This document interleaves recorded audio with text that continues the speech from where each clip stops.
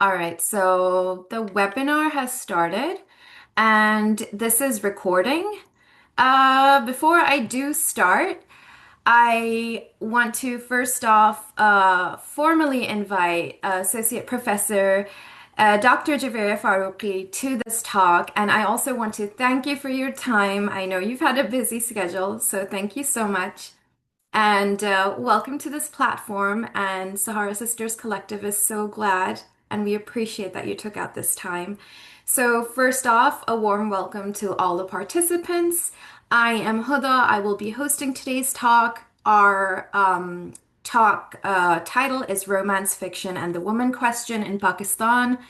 And we have Associate Professor Javaria Farooqui with us, who is a distinguished scholar at COMSATS Lahore in Pakistan. Dr. Javaria Farooqui earned her Ph.D. in English from the University of Tasmania in Australia in January 2022 with a specialization in society and culture.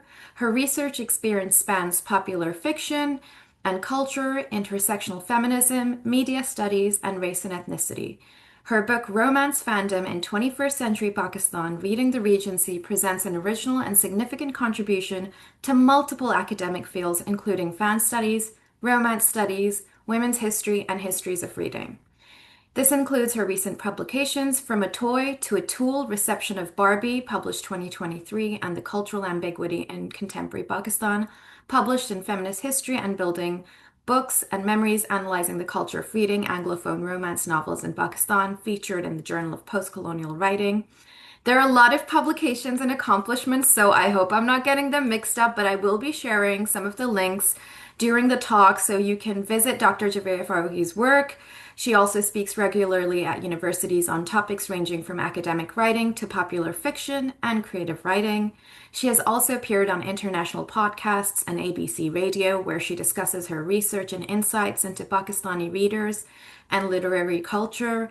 Her recent presentations were on book retail culture at the NZGS conference in Tauranga, New Zealand, and Pakistani popular dramas in New Orleans, USA. Also, she was the keynote speaker for the 10th International Conference of the International Association for the Study of Popular Romance, held in Mexico City in June 2025. Before I do hand over and start off with Associate Professor Javaria Farooqui, I also want to reiterate and congratulate her for the recent post and promotion. And I'm so glad that we have you here because Sahara Sisters Collective is about collaboration, learning, and supporting each other and finding opportunities and growths within each other, especially in difficult times. So we'll just start off. Dr. Javaria Farooqui, please feel free to introduce yourself and share whatever you like. Thank you so much for this, and I'm so glad that we are able to have this conversation.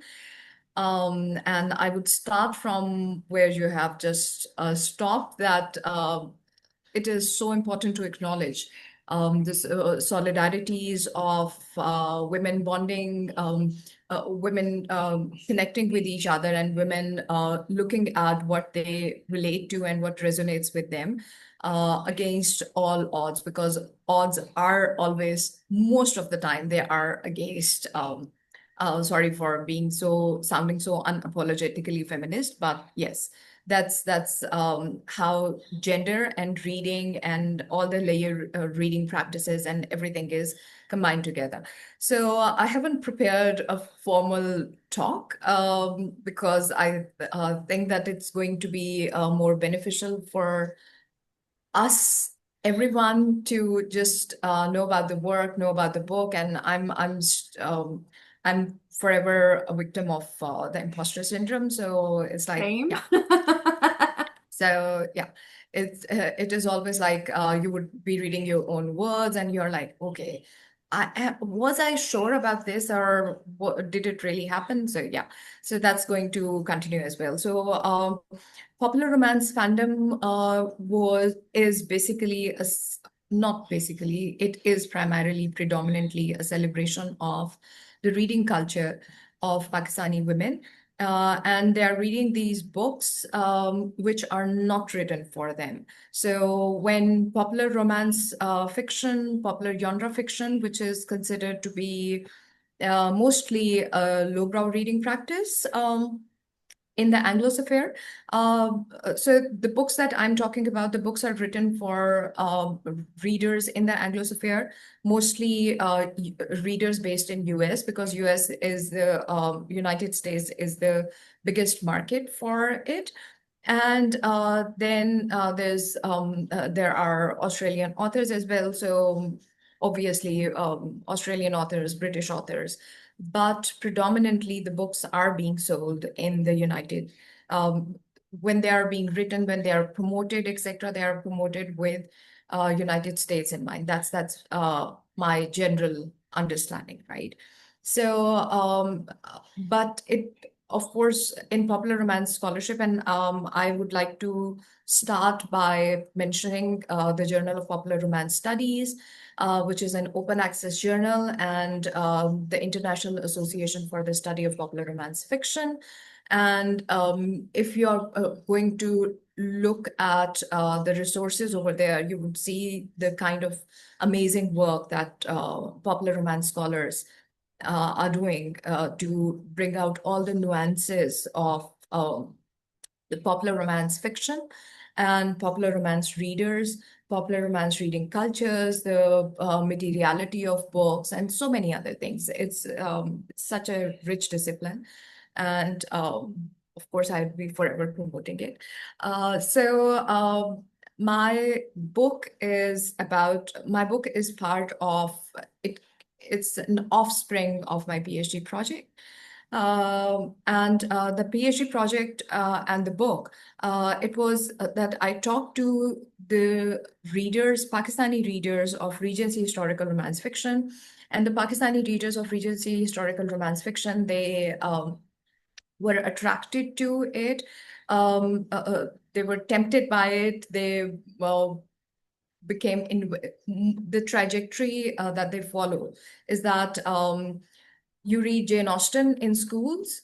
Jane Austen is part of your English medium school curriculum. So the readers that I contacted and the readers of historical popular romance fiction, they are reading the books in English. And English has an extremely important status in Pakistan because we are a very, very post-colonial country, and English is our thing. And for most of the readers, English is their first language, and they have been educated in English medium schools. So their comfort reading practices are English fiction, obviously, because they do not associate with Urdu popular romance fiction, which is another thing that I've worked on, and I'm still working. Now I'm working more on it, but that's a story for another day. So,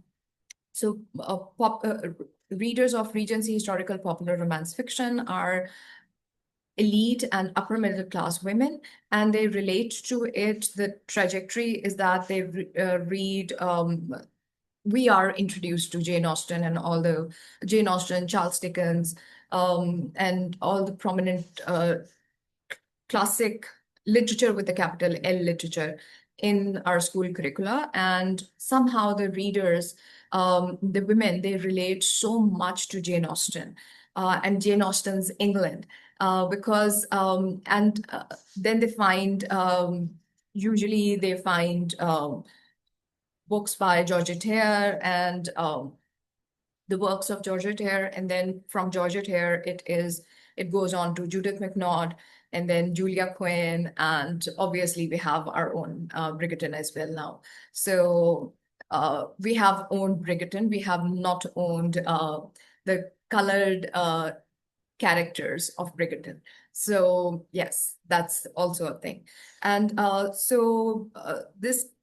this reading culture, it's very much classed, it's very much gendered, and women relate to it because the Regency era England, it speaks to them more than modern Anglophone, modern stories from Anglosphere speak to them, because they feel that, to quote a reader, they feel stuck in the 18th century England. because of all the restrictions that we have to, women in Pakistan, regardless of their socioeconomic status, they have to get married at a certain age. They have to have a career path. They have to have a specific set of social mannerism. You cannot be seen alone, no matter how influential you are. Your existence is always going to be questioned. So that's those are all the things that they relate to the Regency era England and the marriages of convenience, because we have this arranged marriage culture, which is highly appreciated even today, right? So it's not like things have changed much. Things are changing. Obviously, things are changing now. Um, everyone has been marrying for the sake of love, but that's not considered a fashionable thing. So it's very common in Pakistan that even Yeah. uh,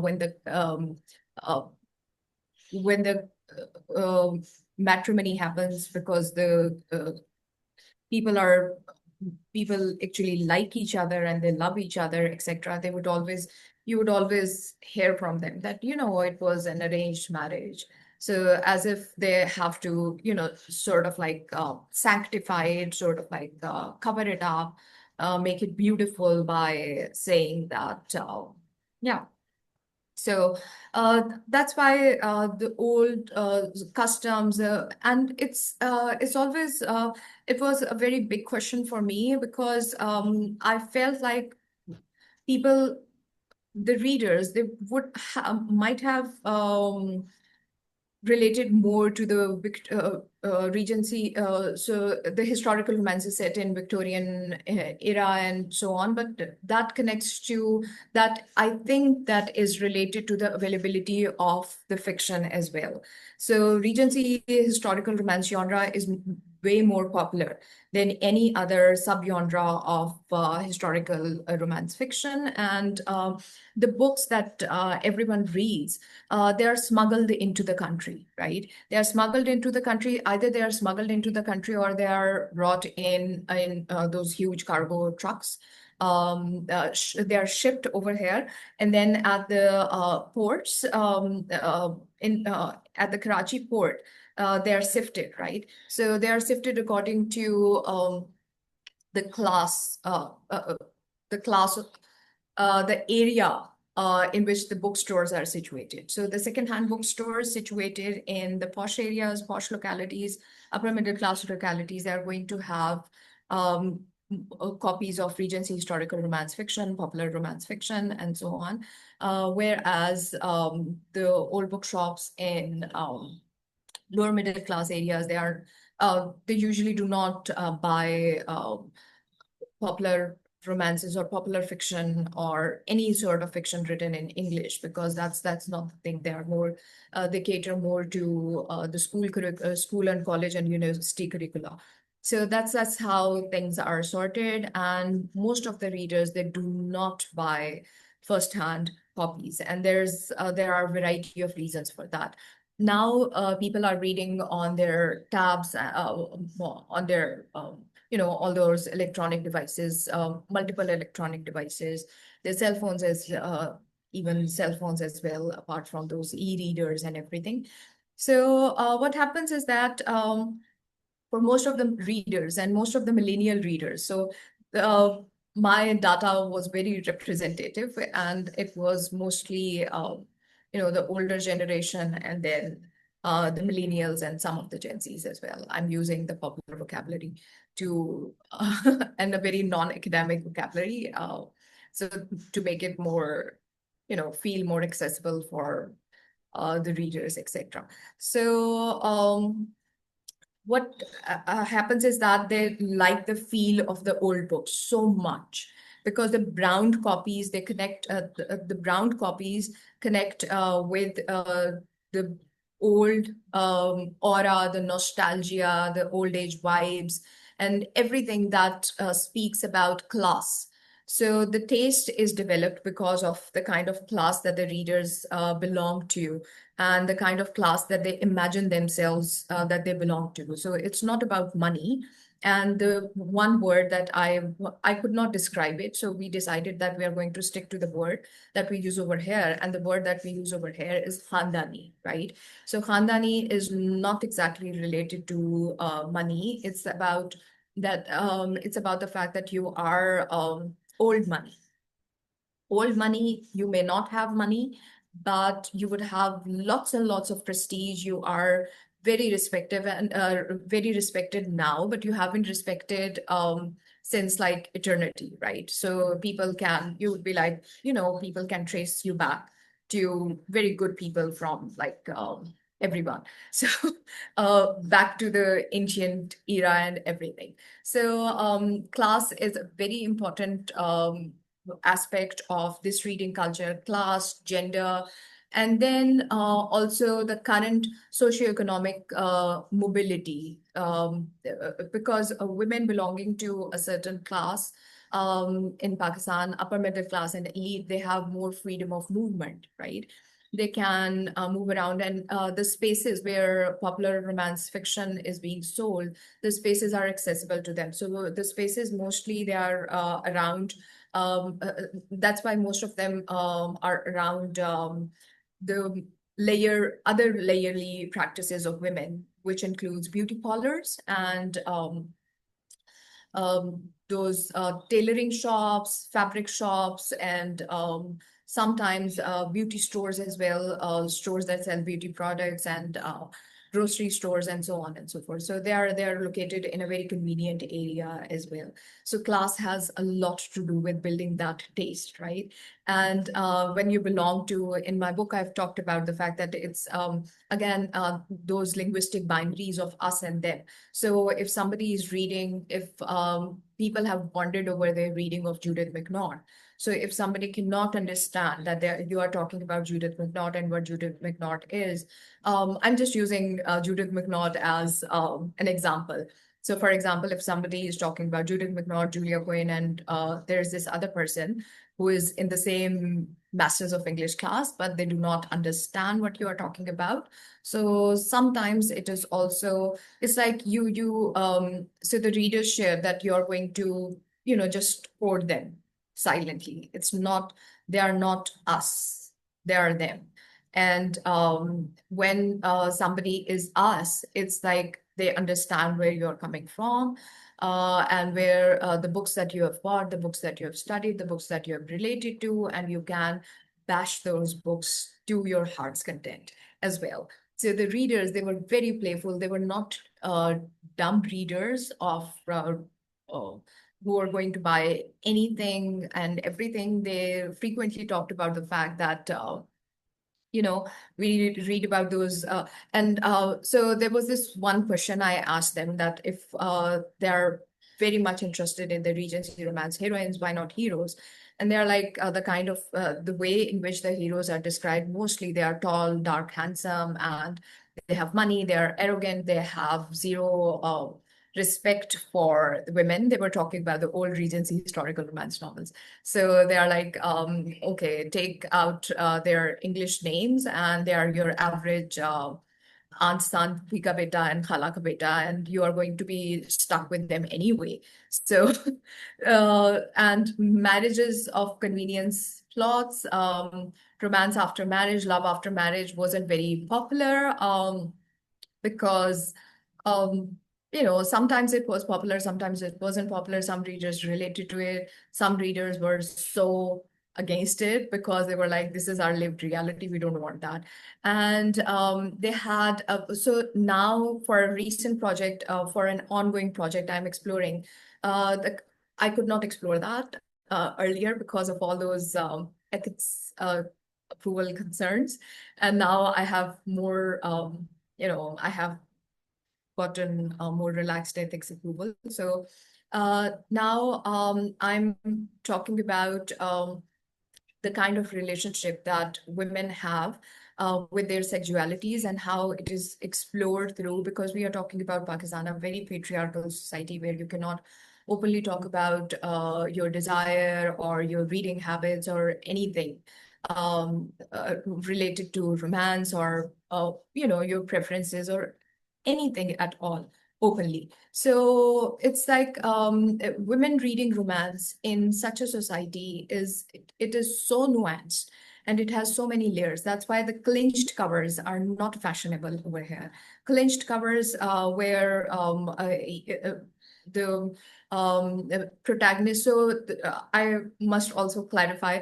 I'll keep on talking about it, and I think your questions are going to enrich this discussion more because it's my work and I keep on forgetting about all the things that I've talked about. So one thing is that when I say Regency historical popular romance, we are reading very, very heterosexual romance novels over here. So it's when I'm saying clinched covers is going to be the male character and the female character in mid kiss or in mid embrace and everything. So the clinched covers they do not sell well because it is about the optics as well. It's about the materiality of the book, and the book covers, they play a very important role because the books with those gowned ladies in those gowns and Regency gowns, etc. Women readers relate so much to those gowns because they are the kind of gowns that they wear on the weddings. And we are a nation that spends a lot on wedding paraphernalia. So, yes, so they relate a lot to it. So the books that are usually sold are the ones that have those non-clinched covers, with beautiful gowns and everything. And the retailers, the book retailers, the booksellers, they are not aware of the content of these romance novels. So if you're reading books in English, if they are popular romance books, no matter how many racy scenes of sexual intimacy. I'm not sure even racy is the right word for it. But yes, if there are scenes of explicit scenes of sexual intimacy in the books, they are not bothered about that because they haven't read them. But if the book is going to have a cover that has a clinched, if the books are going to have a clinched cover, then the books are not going to be displayed. They are going to be discreetly given to you in brown envelopes, right? In brown paper envelopes. And one of them said that it's just like you are getting those menstrual hygiene products. So it's like just like they cover the uh, a pack of always, they are going to cover up the pack of a clenched cover, right? But the Regency historical romance Exactly what I novels, was gonna say. yes, yes. So the Regency historical romance novels, they can be seen. They are not just seen, they are displayed with pride because they speak of a certain class, they speak of a certain type of readers, they speak about a certain readership that understands each other. And yeah, so many layers of it. So there was this, I keep on repeating this incident where during my field work, there was this bookshop, and I asked them about Niels and Boon, category romance fiction or popular romance fiction, and they were like, "Oh, we don't sell that."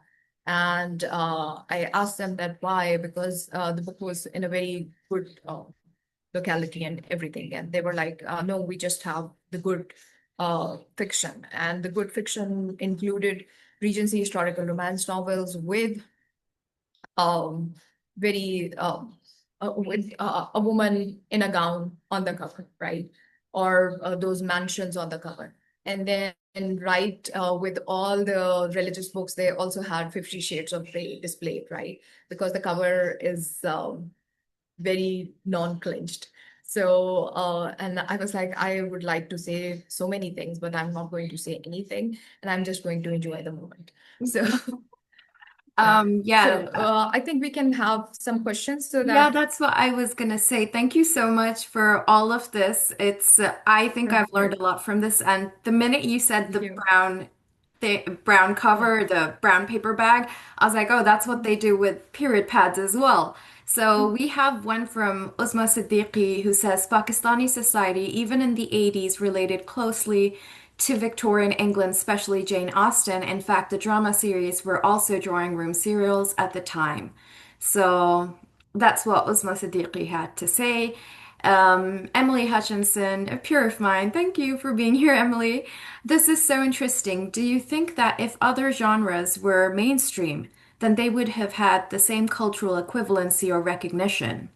And then Emily says, is the influence based more upon the echoes of colonialism or the universal Yes. desire for love and a romantic ideal? Sorry. Yeah. It's a bit of as far as the first part of the question is about the impact of colonialism and how the books are mainstream.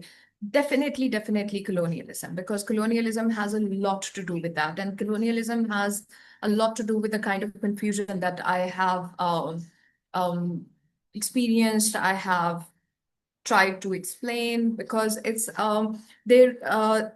Everyone, all the participants, they called it a colonial hangover, right? Their reading habits, their romance reading habits, the habit of reading Regency historical romances, they called it a colonial hangover because they were so desperate to like the Pakistani authors writing in English. They were so desperate to appreciate the indigenous authors, but they could not because they were sort of like really helpless against it. And uh, it was a regency, it is a regency things. And I think a detailed question, I would really like to look into um, all the dynamics of getting the books to Pakistan, because that is accessible books, books that are accessible to, books that everyone can buy. Those books are being smuggled into the country, right? And a clear answer for that would be, if somebody, I always say that if somebody is daring enough, and if somebody is a man, probably, who's not going to be interested in popular romance studies most of the time, unfortunately, probably. So if somebody is going to look into the ways in which the books are being brought into the country, right? I could just skim through that, not even skim through that. I could just, my information is what I've gathered from unofficial and very discreet, so sort of like casual, but I'm not going to tell anyone sort of conversations with the booksellers. So that's where my data is coming from. But it is so I think that it still needs to be explored why those books are being, why this specific subgenre is being brought into the country, or whether it is because the readers want to read it, or is it because the genre is available so much. Because yes, it is a question of availability. Most of the readers, they talked about the fact that it was just available, it was just there. So you're going for shopping with your mother and you're going to find Georgette Hare, and your mother would be reading Georgette Hare, and then it would be Barbara Cartland, and then it would be Judith McNaught. Judith McNaught is called the 101, and Regency Historical Romance 101 book, and Until You is very famous. So that's why I analyzed all the books that are considered, the initiation into romance, Regency historical romance novels. So I, yes, it is a question of availability. I love some of the comments and questions, but I'm just gonna say one thing. I remember before when I was being schooled in Pakistan, I was a preteen at that time. And the first time ever I saw Judith McNaught books or Mills and Boons or Sweet Valley High even, it was through my khala's daughter, my cousin, and she used to have a stack of books, and I didn't know what they were. My ma used to read, and she still does sometimes. She's more now towards crime and thriller, but she used to read a lot of Mills and Boons. And I think there's also this thing about availability and accessibility. The second Yes. point before I read the comments and the questions, um, my father and my dadi often just read Urdu stuff, right? So Doshiza, Khawateen, Patani, Gon say all the digests, all those things. And my mom read more of the English books. So that's also something maybe after we discuss all the people, lovely people who have joined us, their questions and comments, maybe if we have a little bit of time, maybe you could tease out some of the dichotomy of that when it comes to language and socioeconomic class as well, because English is associated with middle class, upper higher middle class, and elite circles. So before I move on to that, Osma Siddiqui Yeah. says, I bought secondhand books from Anarkali for my MA studies for economic reasons and for the notes inscribed therein. Yeah. We all love that. I did the same when I was in Karachi University. And not to mention the copyright and intellectual property violations. But we all love those photocopied books and so yeah, that and Emily says that makes sense. Class is a universal thing which creates bonds for women. And have there been some pushback from some men who would prefer women not to read romance novels? Is it also because the genre is more accessible than other genres that they have the cultural footprint? In elitist circles here, reading Regency and other romantic fiction is considered lowbrow, or I guess that's how it's pronounced. I love them and see Yeah. their historical and cultural worth, but many decry them. So that's Okay. what Emily has to say. We have more as well, but I'll let you answer Yes. this first. So it's yes, and that's the first thing I talked about in one of the first things that I talked about in my research because the books, the Regency popular romance novels and popular romance fiction, uh, they change their cultural coding and coding in general. Let's say when they move from one uh, culture to another, right? So when the Regency historical popular romances or popular romance fiction, Anglophone popular romance fiction, when it reaches Pakistan, it changes its coding. It's not lowbrow anymore, it's middle brow. It's a very, very middle brow practice. Lowbrow, yes, for those readers who are very aware. And most of the readers are very aware of it being the lowbrow practice in Anglosphere. So they are like, but still, for them, it's a thing. It's a thing, it's a practice, it's um, a, a culture of reading that has connected many of them, that speaks to them. And the pull of romance, the attraction of that universal happily ever after, the attraction of that popular romance story, that's always going to be there, right? Because you cannot just not talk about it. And that's what attracts the readers to, I think, that's my own assumption, that that's what attracts the readers to the popular romance stories in the first place, right? So if we are talking about how when men, if men are going to prohibit women from reading popular romance fiction, so if the popular romance fiction is in English, if it's Anglophone popular romance fiction, then most of the time, men and women and patriarchy in general, they are not going to bother about it because it's related to the status of English in the country. So if you're reading in English, it means that you belong to a certain class. You're moving towards a finesse of the language itself, right? So this becomes more apparent when we are talking about the actual popular romance genre of this country, that is Khawateen Digest, Shoa, Pakiza, popular romance fiction written in Urdu, right? So that's where that's popular romance fiction written in Urdu by Urdu authors published in those digest. I have one lurking around. I have many lurking around. So yes, popular romance digest like these, they are published monthly, and they have these are magazines. So each magazine, it has a serialized story. Most of them are, I mean, it's very as nuanced as any popular fiction in any other language is. Popular romance fiction generally is. So they have one serialized novel, two novellas, and then they have quotes, religious quotes, they have recipes, they have beauty tips and everything. And the format, it's very flexible. So women from lower middle class and middle class, they keep them with minimum levels of let's say literacy. Sometimes they have just studied till sixth grade in school. Sometimes they have studied till fifth grade in school. Even then, they can read the popular genre fiction, right? So they have access to these novels. They are sold, they're published every month, and that's the biggest money making, Yeah.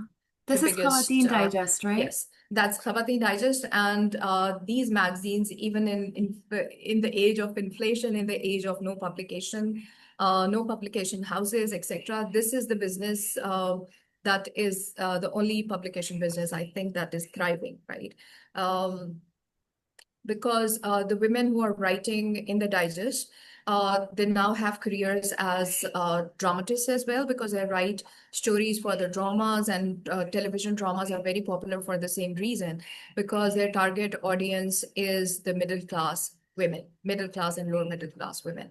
So that's easy accessibility, and these are the novels that men do not want.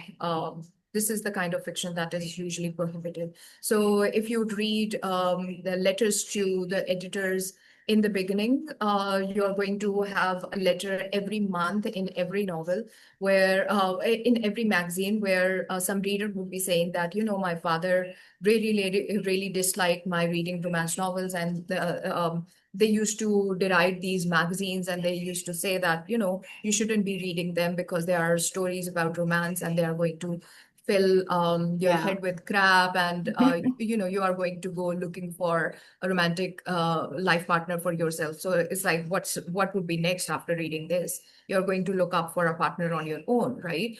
So, and these are considered to be stories that are going to make the women you know uh, basically think Straight. about themselves. We make So the that's women that's straight. not, It, yeah. I guess So it's a it's form of not moral it's not going to policing. be, yeah. Yeah. So it's not, yes. So it's they hide them. So the letter would then be saying that, I explained my choice of reading to my father, etc. And then he read it, and then he was like, oh, okay, fine. You're going to have, so the first 4 to 5, I think 4 to 5 pages are going to be about they are going to have religious content, right? And then the stories itself, and this is something I'm sure I have to talk about it. So I have a Please paper. It do. has been accepted. I have two papers on it, and I've talked about uh, the ways in which religion is a very, very significant part of the Urdu popular romance stories, because it is used to sanctify romance. It is used to make romance acceptable. So it's like the hero and heroine are going to fall in love. I'm just going to give a very, very generalized summary, and I hope nobody is going to, cancel me for it. But it's like, so our genre of very popular romance stories is that the hero and heroine, they are going to fall in love, and the heroine is going to be very religious, because she is going to have haya, as in she's going to have this sense of purity. She is shown as pure, and then IT, the yeah. hero is going to be attracted by her purity, and then the hero is sometimes he's going to convert.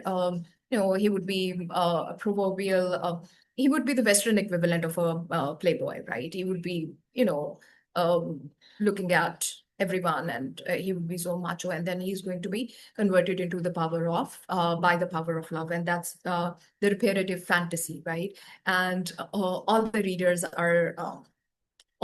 of popular romance fiction and women, they need to indulge in this reparative fantasy in order to survive in a very, very patriarchal and most of the time a very restricted society, right? So yes, that's when these are the books that are not considered good. So when you're talking about Anglophone popular romance fiction, most of the time people are not going to even know that it is popular romance fiction. They are only going to judge you. The people who are going to judge you would be very, very literate, very classic people, I think. Very classic people who are into literature with a capital L. The literary snobs, they are, yeah, so I shouldn't When be you saying say that, but yeah. capital L into Yeah. literature, like if it were someone who's a lay person like myself, who, how would you describe that Literature with a group capital of L. people? So popular romance fiction is known for its clarity of the happy endings. You are not going to put your readers, the readers of popular romance fiction, they are not looking for something philosophical. They are going to find the philosophical in the romance, right? It's not that they are just reading it as a brainwasher sort of thing. That's very redundant, and I think that concept would have ended sometimes back in the 1970s. It should have ended. But if somebody thinks that, still, they need to just go up and look. up all the wonderful scholarship that has explored all the popular romance genre fiction in detail. So the idea is that literature with capital L would be the clear, I think the most relevant example right now would be Jane Austen. So if you would be reading Jane Austen, that's you're talking about a higher form of literature, right? So to quote one of my readers, if I'm going to and that's what they look into the Pakistani readers. That's what they find in Regency historical popular romances, because the contemporary romance genre was not really cool for many of them. But now I've seen now I've talked to many readers of the contemporary popular genre as well, but they did not like the contemporary popular genre because they were not slow burners. So for the Pakistani readers that I talked to, they wanted slow burners where the romance is going to develop, right? And that's I think a trait that you would see for the readers of Urdu popular romance fiction. So it might be, if we are going to look at it, probably it would come out as a trait that is, um, let's say, a common trait in readers of Urdu popular romance fiction and Anglophone popular romance fiction, because they all go for slow burners, where the main uh, plot of romance is going to develop slowly and in a very fruitful way. It's not going to be about the scenes of sexual intimacy, and it's not going to be about that. So many readers do not focus on that. They Okay. don't want to. Yeah. Um, Before I do, there's quite a few comments. Thanks for being here. Thanks for being present. We're just so grateful. I'm so, Thank so you. grateful. Haya, Yes, thank you. akin to modesty, virginity, purity. Thank you so much Yeah, for that, Uzma. Because I think it might provide context for people who don't know what Haya yeah, equates to within our yeah, cultures and our societies. Uzma also said, that's interesting, Emma, because I thought that Regency novels like Pride and Prejudice have been adapted for the movies in recent years, so that would place them in some kind of upper class, right? So I'm guessing yeah. Osma and Emily are having a conversation. Emily asks, are there secret book clubs for women to explore the themes, and is it safe to delve into the themes? Um, Yeah. So, no, it's not exactly, I won't call them secret equivalent of secret book clubs, because book clubs discussing popular romance genre fiction, they are pretty rare, because the book clubs that we have are usually, they talk about, they are again very informed readers. They are very let's say, most of the time they are students of advanced literature with a capital L. So it's like it's another world. But the groups on Facebooks and the women who read the Regency historical romance fiction, those are private groups. You cannot, you need to gain access. So they are very guarded communities, right? You need access, gated communities. I would call them gated communities. There is a lot of gatekeeping involved, because, of course, you do not want everyone to. They are gatekeeping, not just from everyone. They're sort of like safe from everyone, because the people who are going to judge them would need to be from a different class, right? And there's less judgment in the elite and upper middle class, because most of the time it would be canceling somebody for like not reading the books of high literature, etc. But it's also gatekeeping from the literary snobs as well, who are going to judge them for reading lowbrow fiction. So there's lots of overlap in different things. And yes, if we are going to talk about readers of Urdu popular romance fiction, those are the ones who do not have any book clubs, though they do not have any mobility, they do not have, and that's why the concept of modesty, haya, and everything, it has to be very much there. The love stories, they have to have this element of religion in them, because you cannot talk, otherwise the stories would not relate to, they won't speak to the women who cannot just get out of their homes. So in my recent research, when I talked to the readers, they were like, even going to the supermarket was considered, if going to the supermarket without any specific reason, like the reason that is going to make it very, very necessary for them to be there in person, or was considered, sort of like, how would I explain? It would be prohibited for them in their schema of the religion. Yeah, Yeah, I would think be we sort of like. often, even in our dramas, I don't know how many people watch Pakistani dramas, but we have to qualify, sort of, put women into these specific gendered roles that are qualified through socio-cultural boundaries, through religion. Even if they fall in love, it has to be qualified that some kind of labor has been put into it. Like I said, that they have to fix the toxic lover as well, I will say, or the male Yes, man so it's figure. like Yeah. So it's like there's this chapter I've in which I've talked about this, that how the toxic male hero, the dark romance. So we have our own genre of dark romance, right? You would have the Pakistani hero dragging the heroine in the Pakistani dramas, dragging her around. She would say, "There's no idea of consent, right?" Because the idea of consent is a very evolved thing, and I think only a few dramas would talk about it. Again, those dramas that have been sponsored by NGOs or written with, um, you know, uh, public awareness in mind. And the popular dramas, in most of the popular romance dramas, you would see the hero dragging the heroine around because it is very important for the heroine not to be interested in the hero, right? So the game of consent is very different for us. So it's important for her not to be interested in the hero because that would again establish her status, establish her position as a chaste, as pure, and as a very modest person, as a very modest woman, right? So she is obviously not interested in the hero. So because she is not influenced by his will, she is not influenced by his looks, and she is not interested in him. So, and he's be under the charm of the uncaught and everything.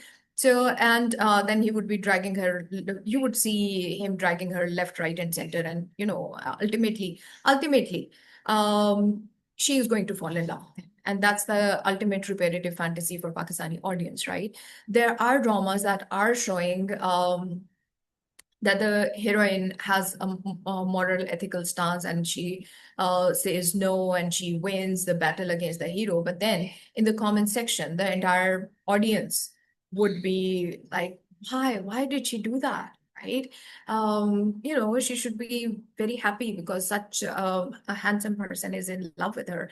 So that's why, because of the audience demand, those I'm working on this hashtag attitude. So you would see all those TikToks and Instagram stories by Pakistani viewers, and they would be looking forward to a hero with an attitude who is going to, just step his foot. So in the world of Pakistani dramas, that's how a hero is introduced. A toxic male lead is introduced.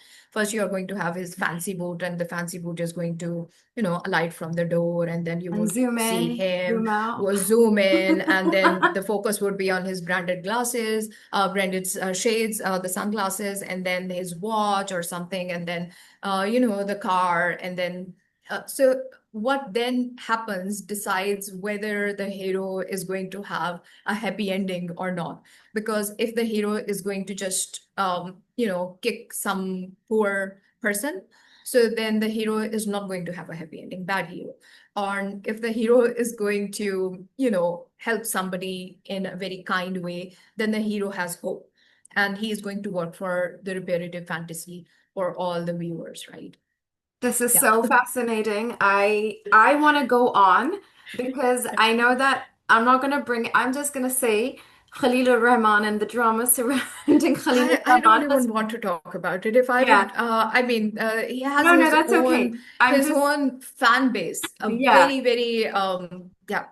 So what I'm just And he doesn't write romances, so I've Yeah, spared him so in my my mind point most being, of the time. Yeah. yeah, that I was gonna say that I remember a time where this was a huge thing, and having this conversation provides someone like me a lot of insight as well into how I view, see, or quote unquote consume dramas as well, if that makes sense, because I know that there are notions of romance that are they're conveyed as romance, but actually some of them Mm. involve a lot of violence, a lot of Yes. non-consensual behavior as well. And I think that's something we should definitely unpack at some And point in the the future. contemporary romances, they have a lot of that. And it's not that I'm saying that it shouldn't be there, right? Because that would be judging, again, that would be judging the choices of readers as well. So, dark romance genre, and as a popular romance fiction scholar, what I do is that I aim to look at why. I mean, why people would be interested in it, right? And not judge them for their choices. So it's not like it would be the same as telling people to read higher literature, higher forms of literature for the sake of it, right? So is that if somebody is interested in dark romance, or if somebody is interested in the repetitive fantasy of a hero who is going to be after you, and the hero is going to offer you the kind of power and the kind of privilege that would otherwise not be given to you in traditional society, right? So with the hero, uh, that's why parents in Pakistan, they keep on marrying off their daughters, right? So it's a sort of like repetitive fantasy um, too, I have because they would like their daughters to have a happy ending. I have a question following that. I Yeah. like the fact that you said not judging, and what I'm understanding, someone like myself, I have during A levels I did literature. I did it as a minor at University of Karachi as well. But I've lost that touch with it, obviously. What I want to ask is reading different types of literature, whether it be considered capital L or lowercase l. Um, would you say that it's a very intimate, personalized, and escapism experience? Which is why, like you said, we shouldn't be judging people for that because people find different forms of healing, escapism, even like agency or resistance within their reading choices. Um, do you think that conveys when we talk about literature, when we talk about romance, romance fiction, different types of categories and genres of that you've discussed? So would you say it's an intimate, a highly personalized experience? That's the beauty of it. It's an intimate, highly personalized experience because no two readers or trillion readers, they are not going to read one book in the same way, right? But the point is that it's when you are talking about romance reading communities, they become communities because they are thinking in a certain way and they are relating to responding to the same books, right? So it's for the romance readers, it's I ha I think it works the same way for the literature readers as well, but in a different, obviously in a very different way. So, for example, if you would like to have, because this is popular literature, this is something that has spoken to a huge number of women, right? Mostly women. So, it's a gendered reading practice because you need communities of women in order to survive, right? So it's part of the romance reading communities. They provide amazing, awesome healing works for each other beyond the romances as well, because it's somebody who understands what the kind of layerly reading practices that you have, right? It's bonding over a shared piece of fantasy, a shared piece of lore. And that's why you have communities, you have fandoms. So it is a specific fandom, a specific type of fandom of its own, and it's doing wondrous works for so many women. And yes, you can, if I think there was this question. Emily was asking about the Yeah, we reading actually have clubs. quite a Yeah, few questions. Shall I first? there were, yeah. So Uzma said, you can sorry. continue. Yeah. Uzma asked, smuggling books into the country. Is this a new Yeah. development? No, it's not a new development because so it's like it's a very complicated thing, and I could not explore it in detail because that wasn't part of like my ethics approval. I couldn't ask them about the networks and everything. So most of the time, what happens is that there are people who are buying cars, used cars from different countries, from Australia, from England, from Singapore. So they are buying used cars. So they get an entire a whole shipload of cars, and then in the shipload of cars there are those containers of books as well, right?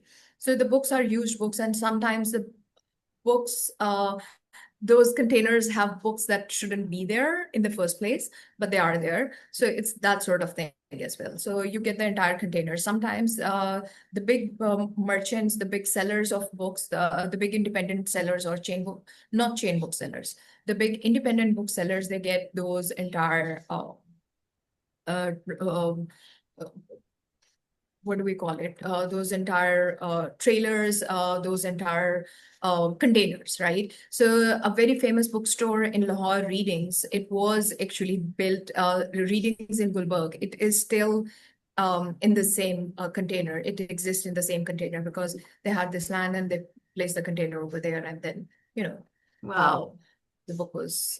I think So when it I think comes to, that's what I've learned. yeah, I think when I it don't comes have. to reading as well, like one thing that I Now realized, they are a change bookstore now. So now they yeah, have more instead of like their claim to fame back when they started was in those good conditioned secondhand books, right? So now they have very less of those. In fact, none of those, right? So now they have only legally imported books and or books in very minted condition, and it's a very complicated scenario because we yeah, don't. Pakistan is not the place of publication of these books. Pakistan is not the place of circulation of these books. If you're going to actually think about, have a bird's eye view, then we are talking about a very upper crust, a very literate section of society that is actually aware about the existence of these books, right?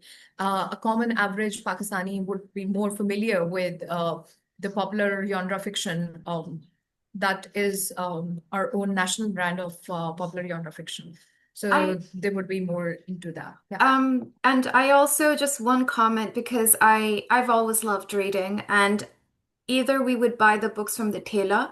yeah, I'm not yeah. sure how that translates to Old English. bookstore, those vendors, those street vendors, Yeah. street book stalls, they are very much there still, but now they have moved. So it's about, when you move from the upper, the posh localities, the rich neighborhoods, when you move from the rich neighborhoods towards the lower middle class neighborhoods, the visibility of Regency historical romance fiction, the visibility of the popular fiction, which is considered a hallmark of class. That is why it is considered a hallmark of class, because the visibility is going to end. And then you are going to have only in the lower middle class sections, those tailors, etc. You're going to have just a casual, you're going to find casual random copies, but not displayed copies. If you would, I Yeah. think I keep on sharing on my Oh, Instagram all yeah. those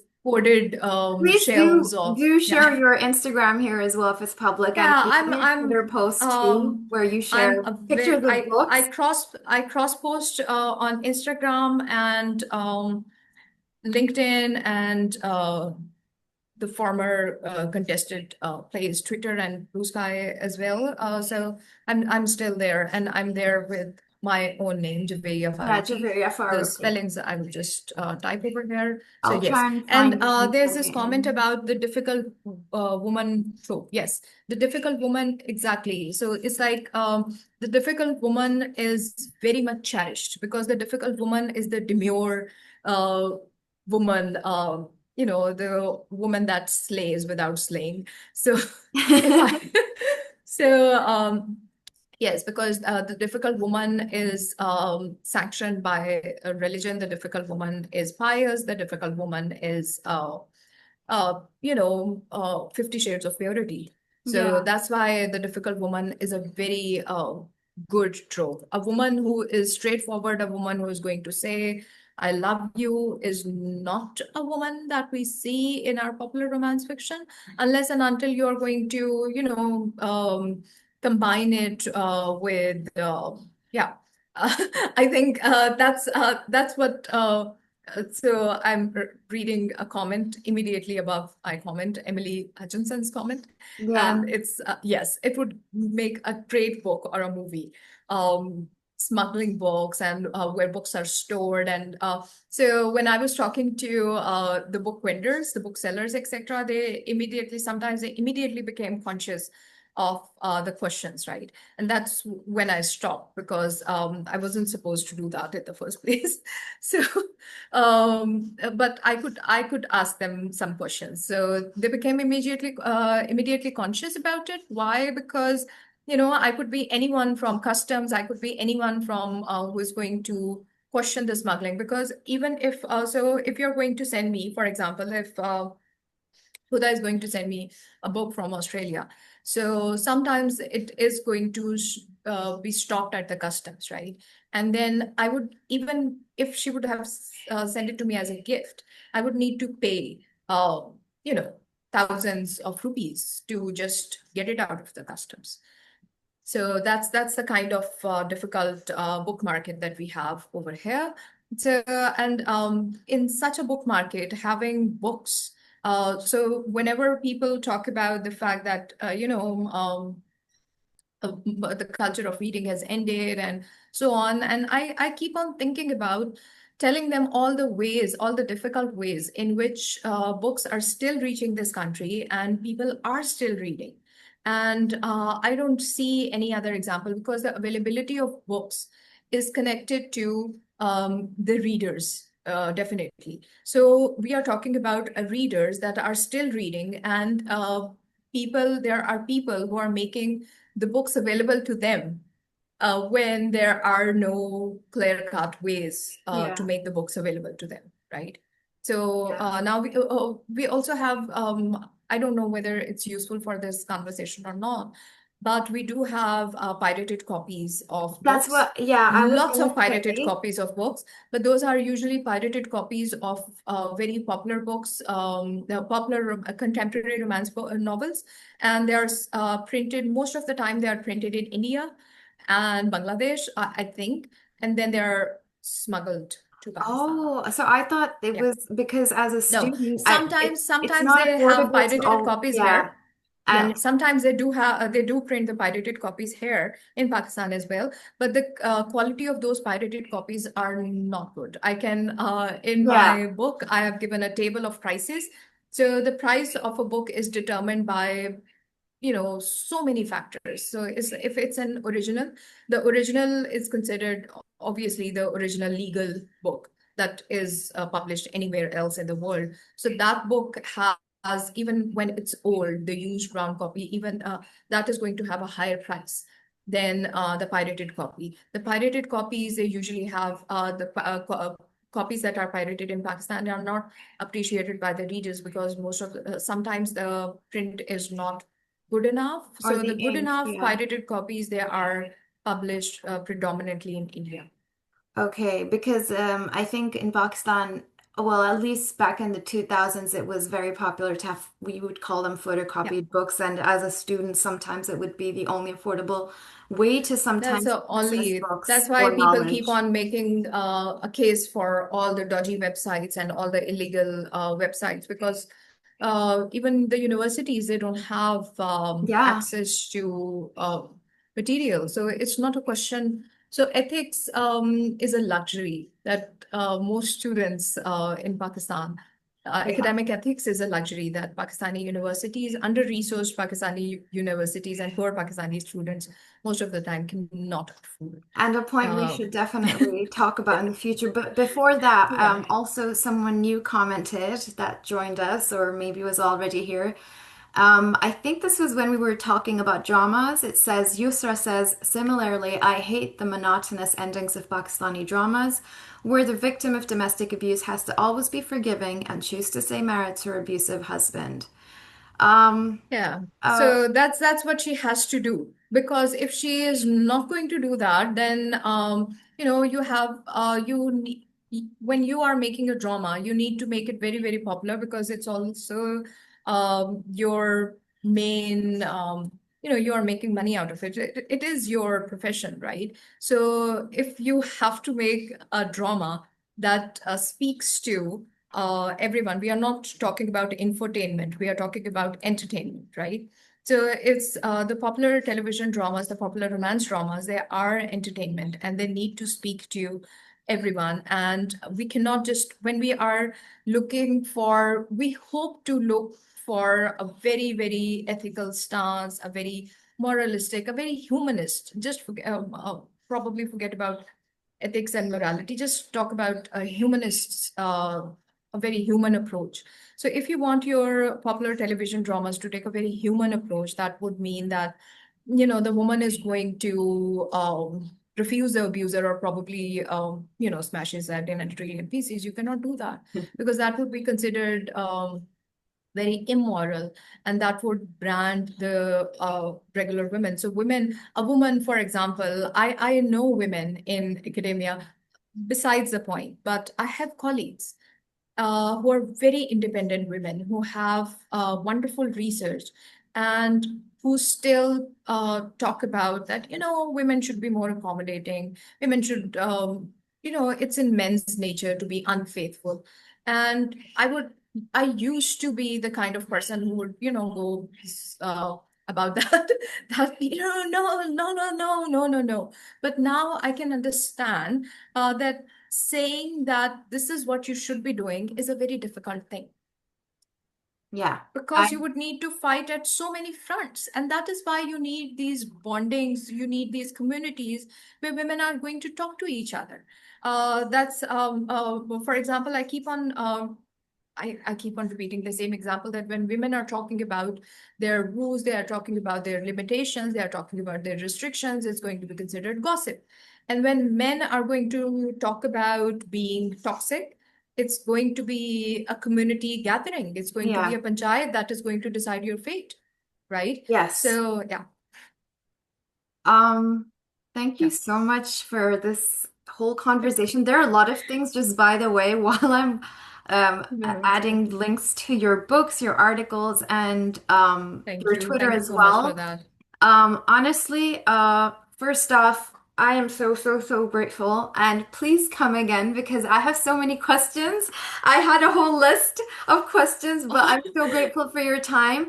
First off, I want to Thank say you. everyone, Thank Associate you so Professor. much for coming, and thank you so much for everyone who joined, and thank you so much for Yeah, thank you listening. so much, everyone. And I wanted to say Associate Professor Dr. Javaria Farooqi's Twitter has been linked above. So even if it's uploaded Thank you so later, much. please make sure that you follow Dr. Javaria Farooqui and her work. I think she's doing pioneering work within Pakistan. And please have a look. Also, from a toy to a tool, the reception of Barbie and cultural ambiguity in contemporary Pakistan. That's something that maybe, That's something that would answer quite a lot of yeah. questions that are And related to romance fandom. yeah, I hope if it's not accessible, everyone, you can Yes, reach I'll out. just email Yeah, me. and You just can email email. me. You can, yes, or Huda, and